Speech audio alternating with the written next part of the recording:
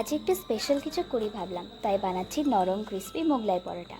একবার খেলেই মন ভরে যাবে। তো চলো দেখে নেওয়া যাক। প্রথমে ময়দাতে দিয়ে দিচ্ছি নুন ও চিনি, মাখিয়ে নিয়ে দিয়ে দেবো রিফাইন্ড তেল। তারপর জল দিয়ে ময়দাটাকে ততক্ষণ মাখাবো যতক্ষণ না এইরকম একটা কনসিস্টেন্সি চলে আসছে। দেখো ডোটা কতটা সফট হয়েছে। তারপর বানিয়ে নিয়েছি ব্রেড ক্রামস। এই রেসিপিটাতে একটু টুইস্ট আনার জন্য আমি একটু মাংস টুকরো টুকরো করে কেটে নিয়েছি। তাতে আদা রসুন বাটা, লবণ, লঙ্কা গুঁড়ো, হলুদ গুঁড়ো, জিরে গুঁড়ো, চিকেন মশলা দিয়ে মাখিয়ে ভেজে নেব। তারপর কড়াইয়ে তেল দিয়ে দেবো বেটে রাখা পেঁয়াজ। পেঁয়াজের রং লাল হয়ে এলে দিয়ে দেবো কাঁচা লঙ্কা কুচি। তারপর দিয়ে দেবো ব্রেড ক্রামস। একটু নাড়াচাড়া করে নিয়ে নামিয়ে নেব পুরটাকে। একটা পাত্রে ডিম ফাটিয়ে তাতে নুন, পেঁয়াজ কুচি দিয়ে ফেটিয়ে নেব।